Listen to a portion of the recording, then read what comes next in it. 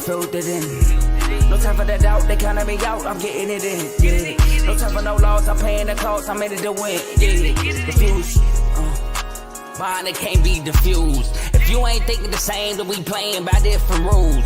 You can't see the vision, we living at different views. Until we complete the mission, keep getting up, never snooze. I walked the mile in my shoes, had the mind of a fool, chasing diamonds and jewels. Trust me, I was confused. Started minding my business and used my mind as a tool. Ended up finding my purpose and found the time to get to it. They told me I couldn't do it, they told me I couldn't make it. They sold it, could never break it. That's sadly mistaken. I need a piece of the pie, I want it so bad I can taste it. They told me like Toby, keep on running, toes they gon' take them. Used to lose, built to win, apply myself, I filled it in. No time for the doubt, they counted me out, I'm getting it in, yeah. No time for no loss, I pay for the cost, I'm winning to win, yeah. Refuse to lose, I'm built to win. What's up? What's going on? Welcome to Dave's Doghouse, episode 51. This is also the season finale for season 1. Welcome to Dave's Doghouse. Can't wait to talk about what I'm going to bring about today and to let you know what's going to happen on season 2 coming up after this one. So, as you all know, I started this to talk more about all sports, but football season is over. Baseball season is not here. I understand that hockey season is alive now. We got soccer still going on around, but it's predominantly basketball season. So you know what's going to happen after this episode. After this episode, I'm going to be focused strictly on basketball. So college basketball, NBA, WNBA, you will be talked about most of the time during these next few episodes. And of course, can't forget episode 60 will be coming up soon. And that will be just like the R2L special I did last year when I bring up the dogs and doghouse of the year for sports and for the R2L family.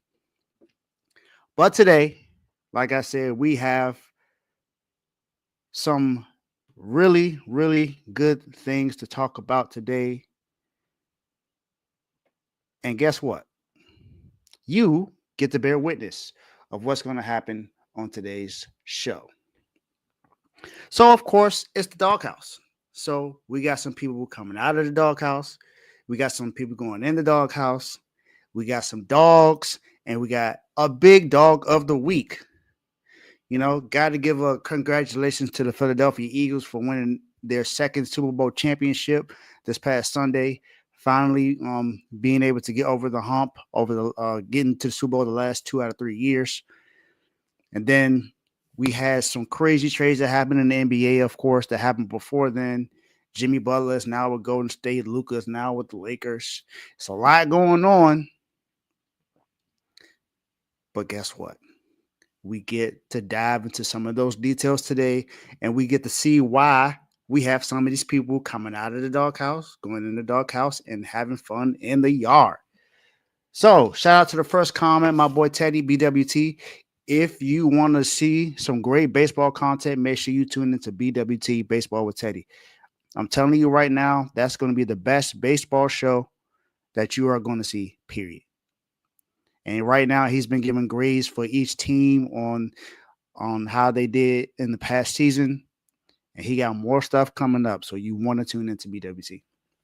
So, first up for today, we have to talk about those that are coming out of the doghouse because they're finally out. Finally out of the doghouse today. And as I pull up the screen, you'll see that I have a lot of candidates to come out of the doghouse. There's a lot that are still in the doghouse that may be there for a good little while. I know there's some notable ones that you see. You see the slam dunk contest that's in there. Hey, slam dunk contest is coming up soon, so it has a chance to redeem itself. But I don't know because we don't have a lot of names in this dunk contest, so it may still be there. Deontay Wilder's in there. Kyrie Irving is in there. I know he's had a good season so far, but this is more so about the playoffs, so he may be there until playoff time. I don't know. Kirk Cousins is in there. Stephen A. Smith. It's a lot. It's a lot. You got, but, we got two teams coming out of the doghouse today. And let me introduce you to the first team. First team has some notable players that played for this team throughout its history. One most notably is Bill Walton. Bill Walton has played for this team, of course. Then you got guys like Greg Oden that played for this team, LaMarcus Aldridge, Damian Lillard. Now you got Shaden Sharp. You got some guys on this team that are actually pretty good. And they've been on a pretty good win streak lately. I know they dropped their last two, but this is not about just their last two games, y'all. The Portland Trailblazers are out of the doghouse. Yes. Did you guys know that the Portland Trailblazers have won seven of their last 10 games? And before that, they won 10 of 11? It's the Portland Trailblazers we're talking about. Not only are they winning games, they've been winning some key games against some teams that were supposed to be pretty good in the NBA. Now, as I said, they lost their last two. You know, they lost pretty much by 30 last night to the Denver Nuggets. They lost almost by 30 to the Minnesota Timberwolves. But, you know, those are the two of the best teams in the Western Conference. But guess what? Before then, they had only lost one game in the other 8 games. They were 7-1 in 8 games. In that 8-game stretch, they were 7-1, 10 of 11, like I said. They beat the Sacramento Kings, the Indiana Pacers. They swept the Phoenix Suns in that stretch, beat the Orlando Magic, beat the Milwaukee Bucks. Milwaukee Bucks is one of the best teams in the Eastern Conference right now. Lost to OKC. We know OKC is the best team in the West right now. And they beat the Charlotte Hornets. They're averaging over 100 points per game, almost over 100 points per game in that stretch, of course. Field goal percentage is about 40% for the team, 40 to 45%, almost in every single game. And then from the three-point line, it's only been 3 games in that stretch where they shot under 30%. That's from the three-point line. And then from the free throw line, they only shot under 80% twice. This is the Portland Trailblazers we're talking about. And they're actually winning games. With Chauncey Billups as their head coach. Like I said, you got Shaden Sharp. You got the center they got from you got DeAndre Ayton on the team. You got Anthony Simmons. They got some guys on this team that's helping them win some games, y'all. And now the Portland Trailblazers are out of the doghouse. So that's a good thing going for them, going forward, of course, because now they're out of the doghouse. They have some feel good story to go for them right now. The Portland Trailblazers are playing good basketball. I mean, it's shocking to say, but it's exactly what's going on. And I mean, what more can you really say about them? They're not in the playoff hunt, of course. I mean, they're the 13th in the Western Conference, 8 games under 500. So it's not all the way good. But like I said, last 10 games, 7-3. They're 21 games back from first place. But, I mean, no one expected them to be really good. But, I mean, you win 7 out of 10 games. That's a good stretch. And that's a good amount of time to say that, hey, you deserve to get out of the doghouse. So guess what? Portland Trailblazers, you're now out of the doghouse. So enjoy it.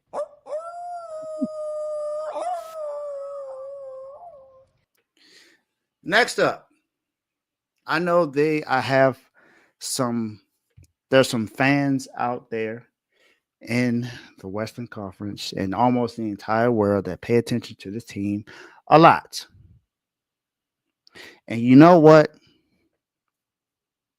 You can't blame them. They have a lot to look forward to at this moment right now. They were a part of that trade deadline craze that happened, and they were a part of the craziest trade that happened, probably in NBA history, probably in sports history. Because I don't think anyone expected them to land who they landed, but they did. He made his debut last night, and if you don't know who I'm talking about, then you just might be blind or deaf, or you just don't know about sports. And that's okay. It's okay if you don't know about sports, but that's why you're here at Dave's Doghouse, to know who I'm talking about and why I'm talking about them.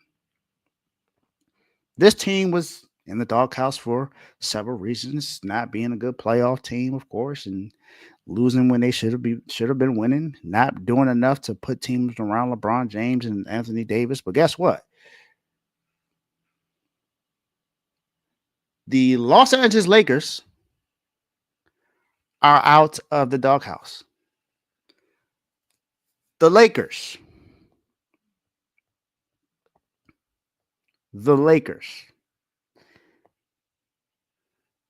After 50 games last year, they were 25-25, and they were the ninth seed in the Western Conference.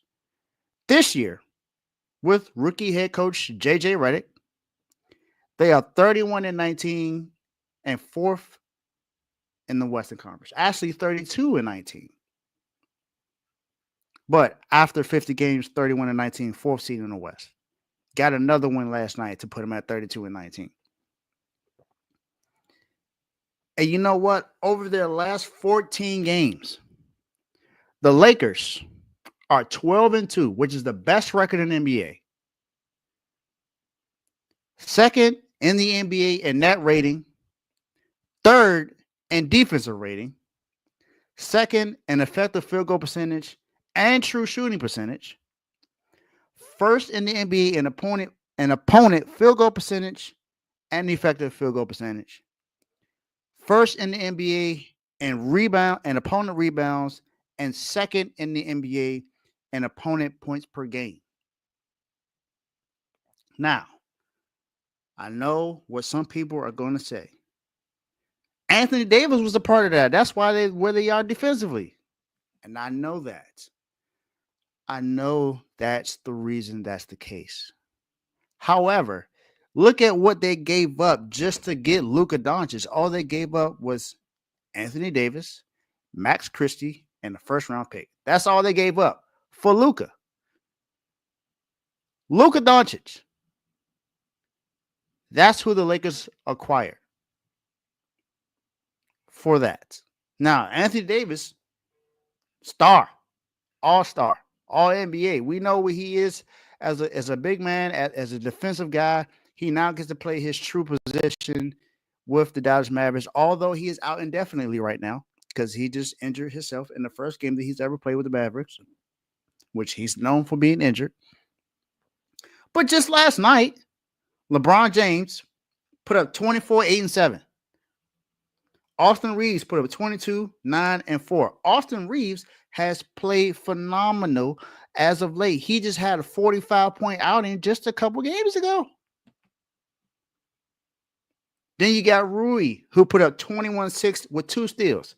And then Luka in his debut, not doing too much, put up 14, 5, and 4. I mean, it's his first game.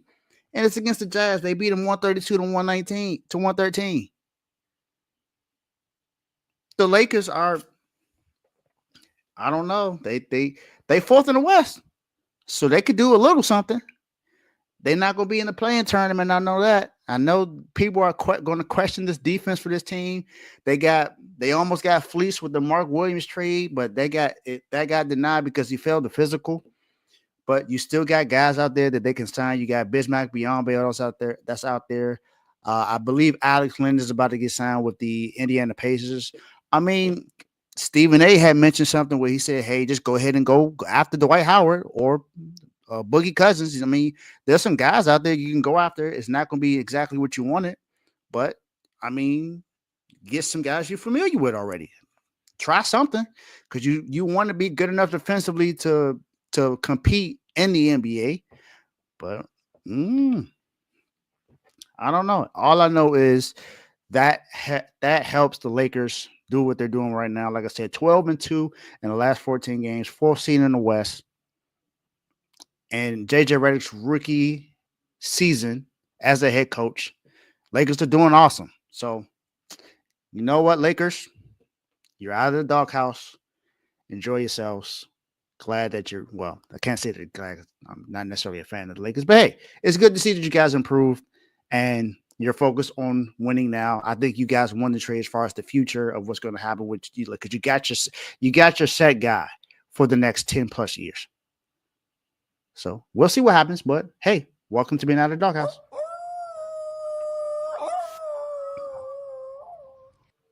Okay, now we get to how can I put this? The lowlights of the show, the ones that are not doing their job to their best ability. And this may be easy pickings from what we have seen over, I don't know, the last couple of days, something that some people may have already foreseen because of what just recently happened. And we know how important that is. But I only have two. Going into the doghouse today. And it's for good reason. Well, as you all know, there was a huge game that happened on Sunday. And the Philadelphia Eagles won the Super Bowl. Won their second Super Bowl since in history. They also won in 2018. They won the Super Bowl in 2018 with Nick Foles as their quarterback. This time they won with Jalen Hurts and Saquon Barkley, AJ Brown, Devontae Smith. But this is not about them. There's nothing about the Eagles that says that they belong in the doghouse. So they went up against the Kansas City Chiefs, who was the favorite to win it, who had an opportunity to three-peat, and it didn't happen, of course. But there's really only two people I can kind of sort of hold responsible for this game. And, well, I wouldn't say two to hold responsible, but two people that I want to talk about today. And one is a Super Bowl champion for multiple organizations, for the Chiefs, for the Giants. He is actually the defensive coordinator for the Chiefs, Steve Spagnuolo. Now, people want to understand why I have Spags in the doghouse. Well, Spags was a part of that team that allowed 44 points in the Super Bowl. Not only did they allow 44 points in the Super Bowl, they allowed the second most points in the first half of the Super Bowl. The most ever was 25 by the Washington Commanders. They were the Redskins at that time, who were up 25 points in Super Bowl 23 against the Denver Broncos. So, they were up 35-10 at halftime. But the Kansas City Chiefs, who's known to have a good defense, who's known to create pressure or cause turnovers or make you do things that you're not used to doing, they allowed 24 points. Well, let's just say they allowed 17 points because Patrick Mahomes gave up a pick six in that as well. But still, that's what happened.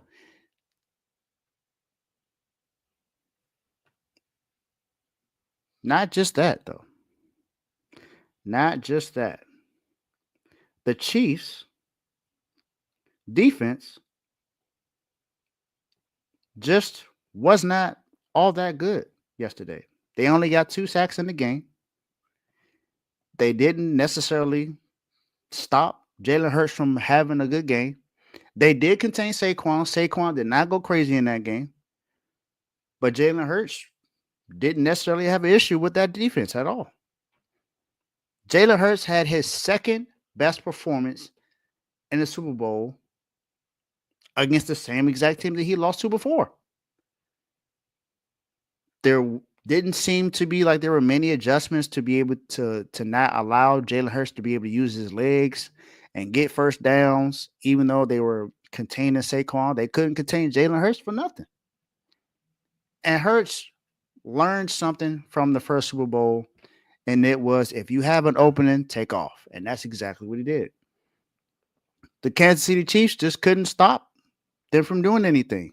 They couldn't create any turnovers for real. They did got an interception that Jalen Hurts had threw, but the offense didn't score any points after that. So there was not much he could do.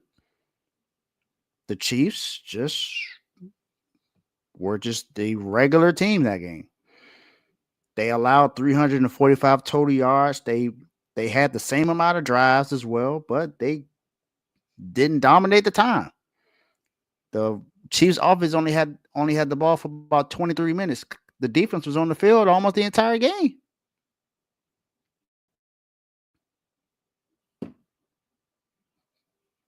I think we know who had the better defense in this game.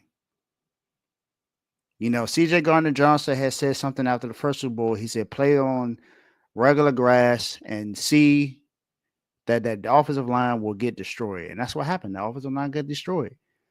But the Chiefs' defensive line couldn't do nothing. Chris Jones didn't really have much of an impact. He got hurt in the game as well.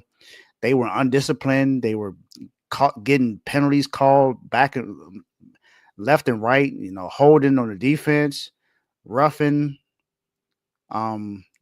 defensive player. Like they was undisciplined football.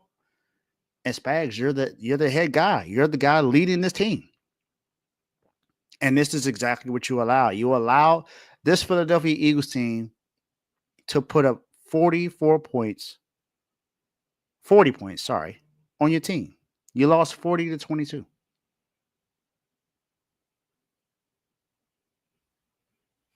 Spags, I still think you're one of the best defensive coordinators in the league. Don't get me wrong. And I'm not saying that you're a horrible coach, because you're not. But you guys just could not control the time. You allow Jalen Hurts to have over 300 yards by himself. And you allow 40 points. I mean, in the Super Bowl at that. It's the biggest stage there is in the NFL, in the Super Bowl. And this was the most watched Super Bowl game in NFL history, averaging 127.5 people watching throughout the game. It was also the most watched halftime show, but this ain't about the halftime show. This is about the game. And Spags, you guys just choked it up, man. You choked it up. You couldn't do nothing about it. And now you're in the doghouse. So, Spags, you're in the doghouse. My guy, you in the doghouse. All right. Now, the one person that also gets some flack for this game, or that needs to be talked about because of what he did or lack thereof of what he did in this game, is none other than the quarterback for this exact team.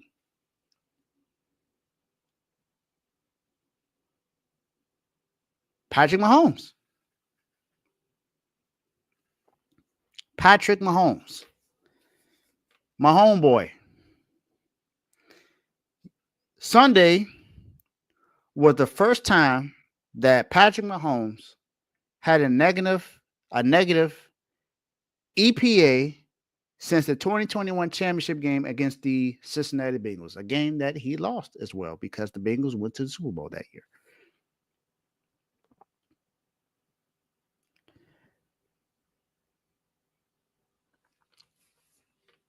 Mahomes in that game, 21 of 32, 257 yards, 3 touchdowns, 2 interceptions, and a lost fumble. He was also sacked 6 times in that game, which is the most times he's been sacked in the Super Bowl. Yes, that's exactly what happened. Before Sunday, Patrick Mahomes was 7-0 in playoff games with spreads of 3 points or less. And they lost the game by double digits, almost losing by 20, pretty much.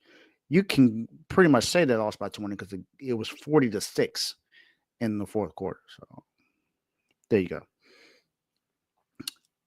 This is the first time in 25 playoff games, Spags, a defensive coordinator allowed 40-plus points.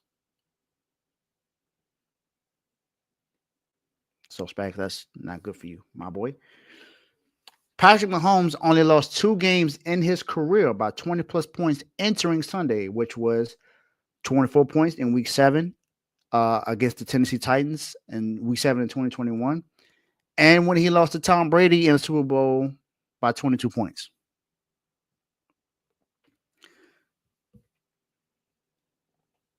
In the first 5 drives of the Super Bowl, the Chiefs only had 14 yards total as a team. That is the fewest yards they've had in the first 5 drives of any game started by Patrick Mahomes. And this in the Super Bowl. The biggest stage of them all. And you only have 14 yards in the first 5 drives. That's actually absolutely putrid. Entering Sunday, Patrick Mahomes had gone 288 consecutive passes without an interception. He threw 2 in that game and lost a fumble. In the first quarter, Patrick Mahomes had a total of 17 yards. Saquon Barkley, who also did not have a good game, had 19 yards.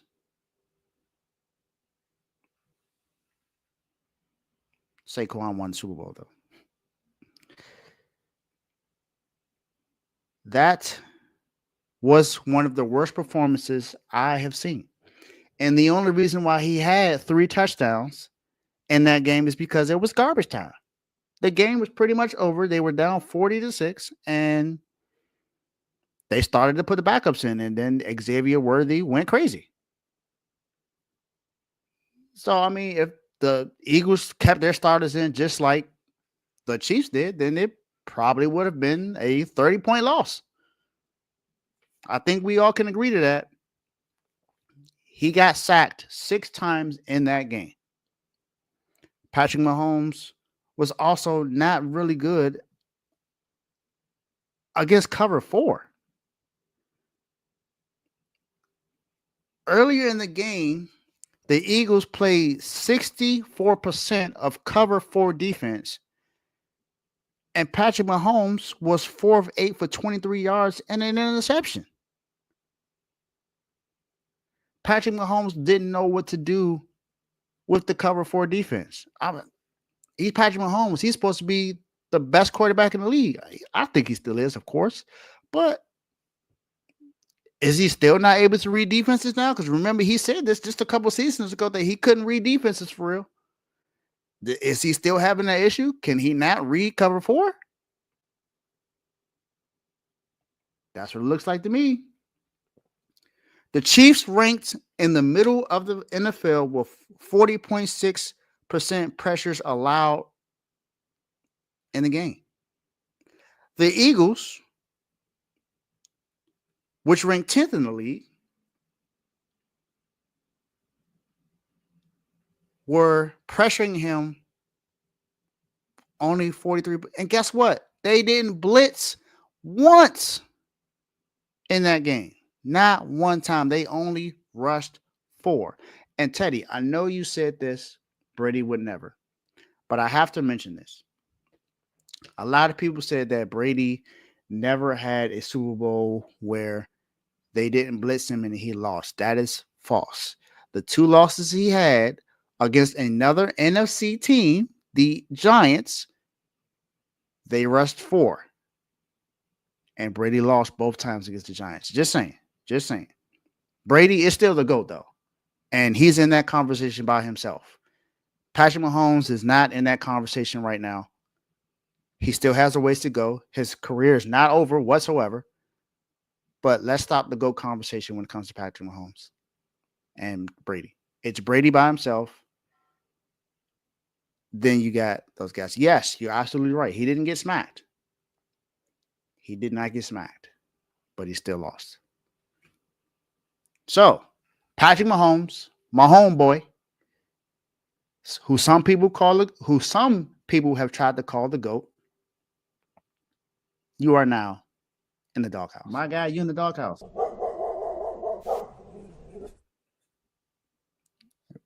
Teddy, I don't forget any of those things. I'm just letting you know, my guy. Now that we're done with the doghouse, we have some people to highlight for Dogs of the Week. 2 of these won't be surprising, but 2 of these you may not even have heard of. So I'm going to go to college basketball first because that's the one that makes more sense at this moment. And you know what? This young lady plays for Florida State University. And there's a lot of, National Player of the Year talk. But I don't hear her name for some reason. Now, these other names I'm going to name, you probably already know who they are. You got Juju Watkins out of USC. Hannah Hidalgo from Notre Dame. Olivia Miles from Notre Dame. You got Paige Beckers from UConn. I can go through a bunch of other names that you heard of. But this young lady, I don't hear her name that much. And it's questionable to me. Because she's been having probably the best individual season out of anyone in college basketball for women. And like I said, she plays for Florida State. Her name is Tania Latson. Double O for Florida State. Tania Latson leads all college women's basketball players in 20-point, 10-assist double-doubles.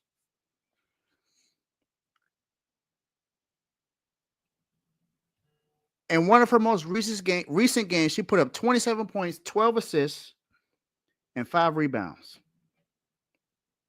She's been balling. She leads the nation in scoring.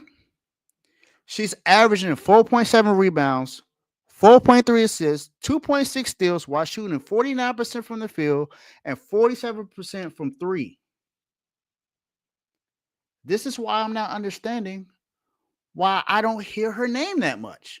I'm hearing about everyone else, Juju Watkins, and deservedly so. We know how great she is. Paige Beckers, we know she's been balling for UConn. There's even a young lady for UCLA who deserves to be talked about. But this young lady right here, she even had a historic night where she became only the second Division I player in the last 5 years, not just women's college basketball, but men's basketball as well, to put up 45 and 5 in the game. And I'm talking about 40 points, 5 assists, and 5 steals. She's balling. Why don't I hear people talk about her that much? We got other shows that talk about certain stuff and they bring up Juju Watkins' name. Why are we not talking about Tania Latson?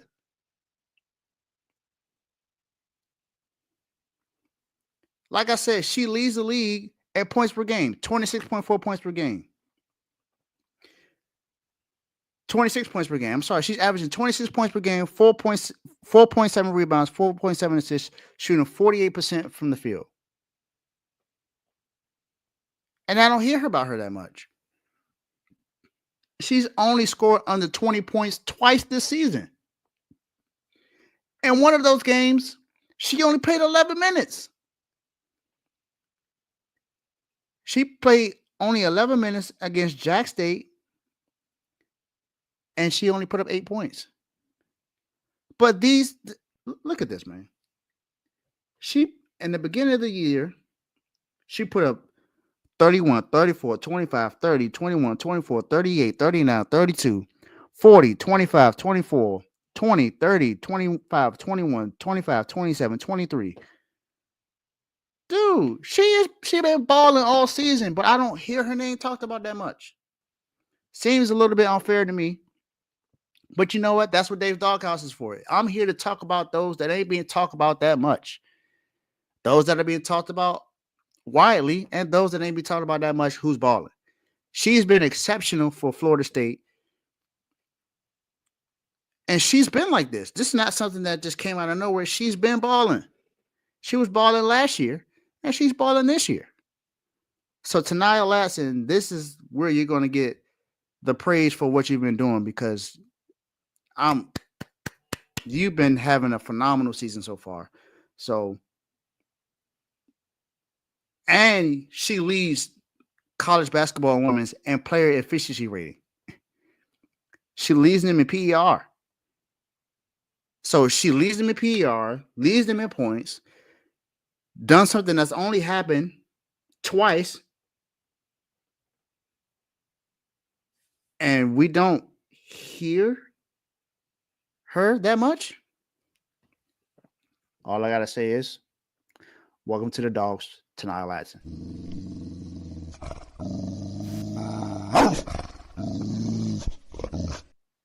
Okay. Now, I said that you weren't going to be surprised about two of these. This is actually one of these. So, I've already talked about the other team that was in the Super Bowl that lost. And I mentioned a little bit about the team that won. It's only fair that the Philadelphia Eagles are dogs. They won the Super Bowl championship this year. And people forget how it started for them. And I'm not talking about them starting slow or nothing like that. I'm talking about what was talked about in the offseason. They said that their coach, Nick Sirianni, was on a hot seat because of what happened last year, how the collapse happened last year. You know, his relationship with Jalen Hurts, is it really where it's supposed to be? You know, having A.J. Brown crying on the sidelines and bickering. And then there were even stuff that was talked about during the season. Him reading, A.J. Brown reading a book on the sideline. And guess what? He put out the book again on the Super Bowl. Devontae Smith, C.J. Gardner-Johnson came back, brought the swagger back to the defense. And the Eagles are Super Bowl champions. They are Super Bowl champions, and they won it in dominating fashion. As I said, the Philadelphia Eagles, all players for the Eagles now receive a $171,000 bonus. That's a $7,000 increase from the Chiefs that won the Super Bowl last season. Saquon Barkley eclipsed Terrell Davis for the most rushing yards in a single season, including playoffs, late in the second quarter of the Super Bowl against the Kansas City Chiefs is when he achieved that. And like I said, the Eagles played cover 4 64% of the time, and it caused havoc for Patrick Mahomes, my homeboy. The Eagles have had a great season. They had an opportunity to be the number 1 seed, and they ended up being the number 2 seed, and it did not matter. The Eagles also put up the most points in the playoffs in NFL history.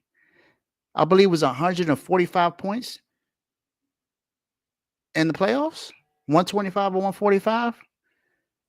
The Eagles have just been the best team in the NFL. You got to say it now. They won it all.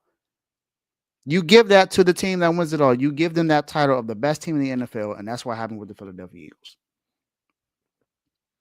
Led by Jalen Hurts, and then you got to think about Jalen Carter, Josh Sweat, who had a phenomenal Super Bowl, Cooper DeJean, who got a pick 6 on his birthday in the Super Bowl. Saquon Barkley, who didn't really get it going running, but also contributed in the passing game. He had 6 or 7 catches in the Super Bowl. Devontae Smith had a touchdown in that game. A.J. Brown had a touchdown in that game. And we know what Jalen Hurts did. Philadelphia Eagles are once again, for the second time since 2018, the Super Bowl champions of the NFL. And now they are a part of a division, which is the only division that has at least every team has multiple Super Bowl championships before any other division even has one for each team. I'm going to say that again. The Philadelphia Eagles just made it to where the NFC East, who already has the most Super Bowl titles out of any division, now have all 4 teams have at least 2 Super Bowl titles before any other division has one Super Bowl title for each team in that division. It's the Philadelphia Eagles that did this, of course, because they now have 2. All you can say is Eagles are Super Bowl champions. They are dogs, and they deserve to be in the yard. So welcome to the Dogs, Philadelphia Eagles.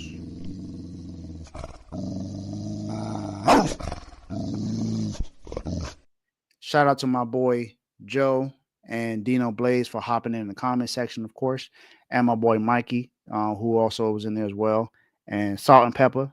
Not necessarily sure who that was, but appreciate you for tuning in. Now, I have something that is going to be probably the most surprising out of anything I've talked about today so far, because this person, I kind of doubt anybody paying attention to the show right now knows who this person is. However, I found out something about this guy that I think needs to be talked about, because it's a sport that we don't necessarily picture ourselves in. And I'm talking about my community. I'm not talking about swimming. I'm not talking about skating. Not talking about golf. Not talking about, of course, not talking about golf. Not talking about tennis. No, none of those. I'm not even talking about surfboarding. This guy is an Olympic athlete. And he did something in 2020 that just went unnoticed, pretty much.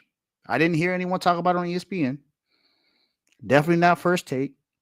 Not First Things First. Not Undisputed. Not Speak. Nowhere. So, although I am also late to the party,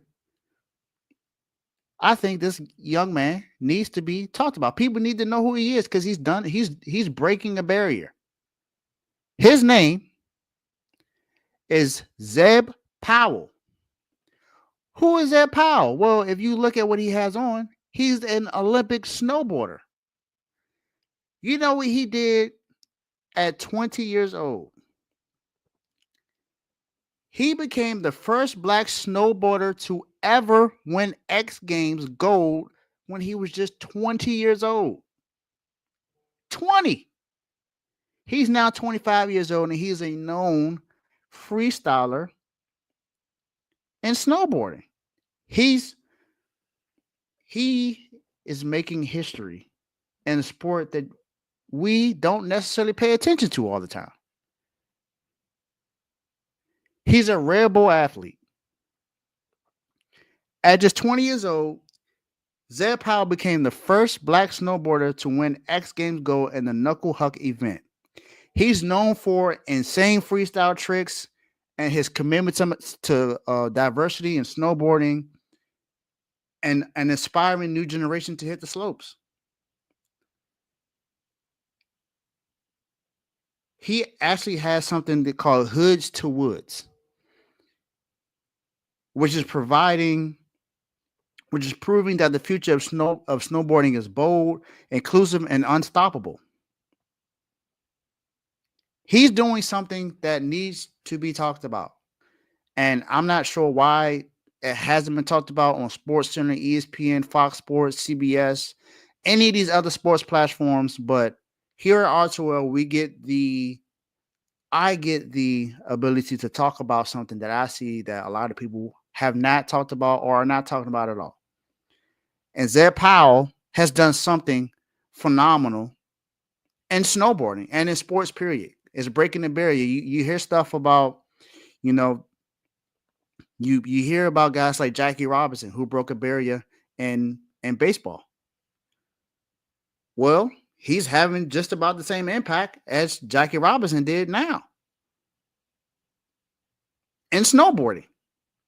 It's not a sport that we're known to do, but he won gold in snowboarding.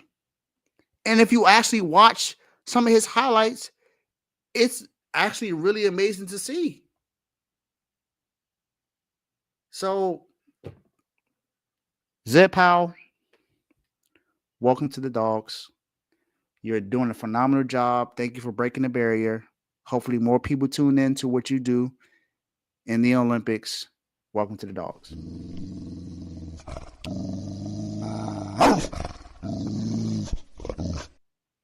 All right, I know I'm going a little bit over time, but now we are here for the final one, the final dog, or who is that called? The big dog. So the big dog that we will be talking about today. There have been questions about his play and his position, about what he does and what he contributes to. People not saying that he's one of the most talented players in the league.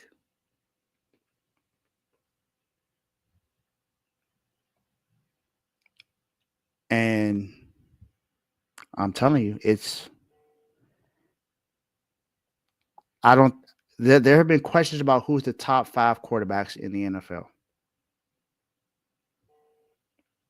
And then you heard what these guys say about this quarterback, saying that he's just a winner. Stats don't matter when it comes to this guy. You shouldn't be paying attention to stats when it comes to him. Well, maybe you're right. But you should look at his stats when it comes to the Super Bowl, because he's played phenomenal in 2 Super Bowls against the best quarterback in the league, and Patrick Mahomes. Jalen Hurts, your Super Bowl MVP, is the big dog of the week. The guy with all the IG captions. Yes, that guy. The one who someone said on ESPN said that the guy had pretty privilege. Never heard that before in my life. And I still think it was kind of weird that someone even said that. But either way, he is now the Super Bowl MVP, and to me, without a doubt, top 5 quarterback in the NFL. We could talk about talent all we want. I know people are going to talk about Justin Herbert and Trevor Lawrence or whatever. Justin Herbert has not won a playoff game yet. Trevor Lawrence has one playoff win, and that was against Justin Herbert.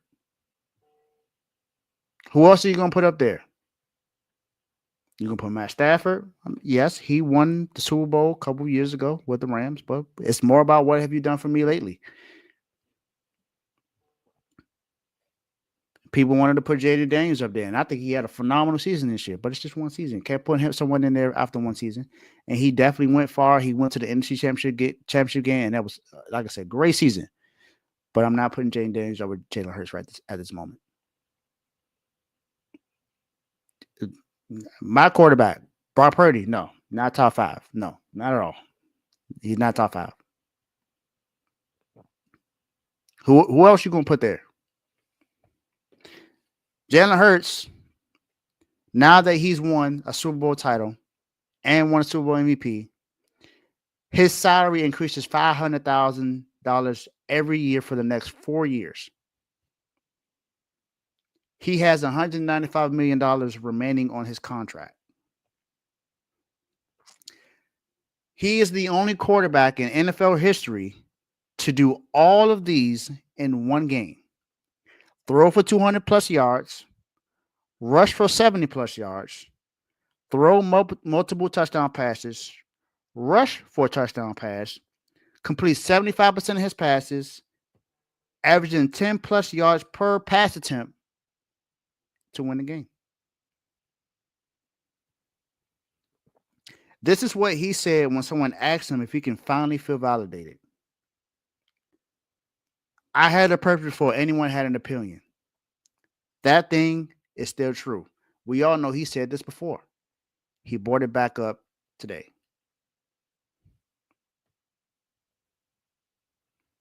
Hurts and Emmitt Smith are the only players with 70 plus rushing yards and 1 rushing touchdown in multiple Super Bowls. Remember, he did that in the Super Bowl he played just 2 years ago against the same team.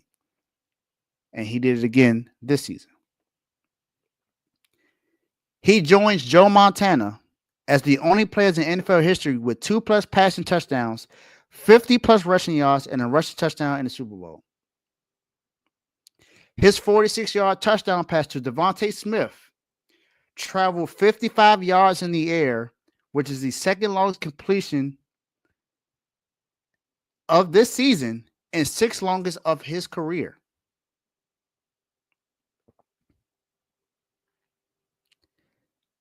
He is the first quarterback in NFL history to score 10 plus rushing touchdowns in the postseason.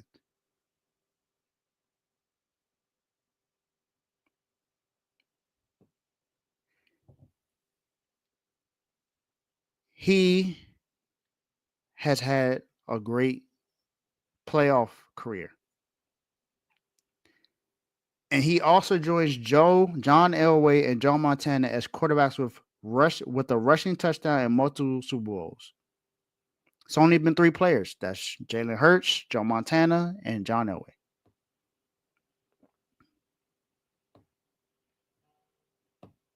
Jalen Hurts has had a great season this year. And the reason why I say that is because he's a Super Bowl MVP. And guess what? One other thing that I noticed about Jalen Hurts that a lot of people did not see is, they had an early bye week in week 5. Well, Jalen Hurts had as many touchdowns in the 4th quarter as incompletions thrown since week 5, which was their bye week. 14 games and only 8 incompletions in the 4th quarter.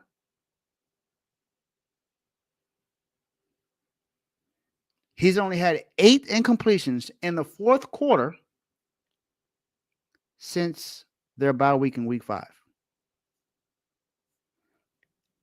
He's on a great run. He did something that the last 19 quarterbacks, which included him, could not do, and that's get back to the Super Bowl. He did not only get back to the Super Bowl, he got revenge and won Super Bowl MVP. So with that being said, Jalen Hurts, you are the big dog of the week. Welcome to the dogs, to Nia Lassen, the Philadelphia Eagles, and Zed Powell. But Jalen Hurts, you are the guy of the week. You're the one that reigns over the party. I know you're enjoying Disney right now, but you're also a big dog of the week. Welcome to the dogs. Jalen Hurts. Enjoy yourself.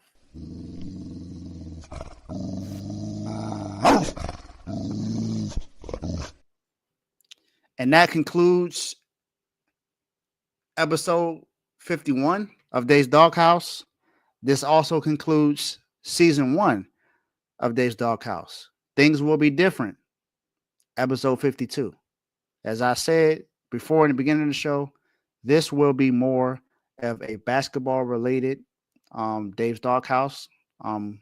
Unless something goes crazy that I have noticed, but it will be majority basketball going forward because it's basketball season. So that's what a lot of people are going to be watching right now. So NBA, WNBA, college basketball, you will be highlighted even more this time. That's where my focus will be. Until then, I will see you guys next time. Peace.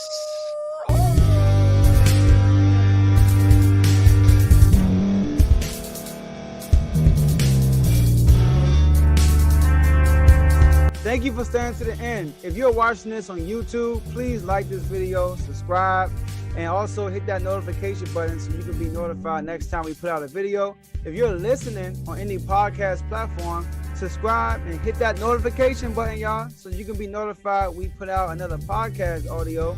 And last but not least, hit that share button. No matter what you're listening to or watching it, hit that share button and send it to somebody that you know that would love to watch this episode you just listened to. So once again, thank you for staying to the end, and we'll see y'all in the next episode.